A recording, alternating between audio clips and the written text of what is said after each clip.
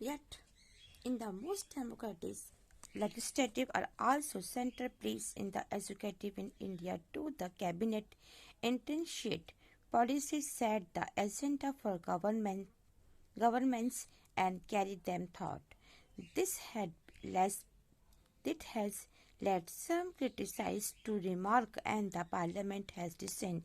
But even very strong cabinet must retain majority in the legislative. A strong leader has to face the parliament and answer the satisfaction of the parliament. Herein lies the democratic potential in the parliament, the recognized as one of the most democratic and open form of debate on account of its composition. It is the most representative of all organized organ of government. It is above all visited with the power to choose and dismiss the government.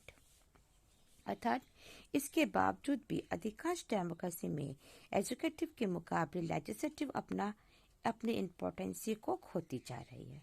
अब India में भी मंत्रिमंडल नीति निर्माण की पहल करता है कि वो कहता है कि जो करना है इसे ही करना है।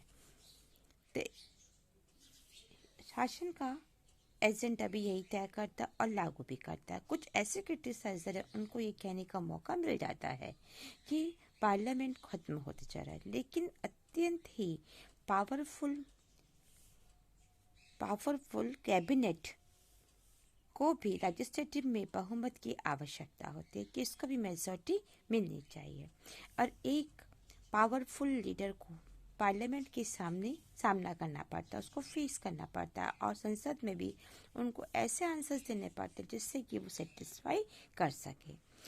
यह हमें पार्लियामेंट में जो डेमोक्रेटिक की क्षमता का एहसास कराता है कि अगर डिबेट होती है और सबसे डिबेट का डेमोक्रेसी में एक खुला मंच होता है और अपनी स्ट्रक्चर इसकी विशेषता के कारण ये गवर्नमेंट के सभी पार्ट इन सभी से ज़्यादा रिप्रेजेंटेटिव होते हैं और इसके पास गवर्नमेंट या फिर एग्जीक्यूटिव को चूज करना और उसे खत्म करने की पावर भी होती है।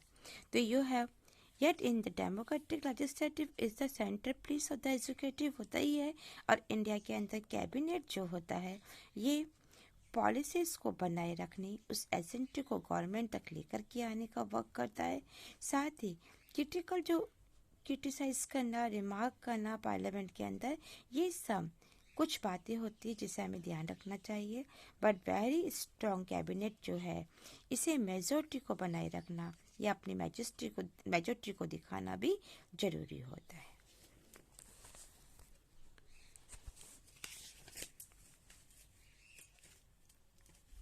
ना एक्टिविटीज के बाद हम पढ़ेंगे आगे। नेक्स्ट है why do we need 2 house of parliament, कि पार्लियामेंट में 2 हाउस की जरूरत क्यों पड़ती है। The term the parliament refer to the national legislative, the legislative of the state of is described as a state legislature. The parliament in India has 2 houses. When there are 2 houses of the legislative, it is called the bicameral legislative. The 2 houses of the Indian parliament are the Council of State of the Rajya Sabha and the House of the People of the Lok Sabha. The Constitution has given the state the opposition of stabilizing either unicameral or bicameral legislative. At present, only 7 states has a bicameral legislature. These now कह रहे हैं कि अगर आप देखते हो कि India के अंदर दो तरह के सदनों की आवश्यकता क्यों पड़ती है, तो हमारी जो नेशनल लेजिस्लेटिव का नाम संसद है या पार्लियामेंट है, तो स्टेट की लेजिस्लेटिव को विधानमंडल कहते हैं। जो स्टेट की लेजिस्लेटिव होती है इसे हमने इसी स्टेट लेजिस्लेटिव के नाम से जानते हैं। तो इंडिया के अंदर जो सदन है वो 2 सदन होते हैं, 2 हाउस होते हैं। जब किसी भी लेजिस्लेटिव में 2 हाउस होते हैं तो उसे हम द्विसदनात्मक या बायोकेमिकल लेजिस्लेटिव कहते हैं।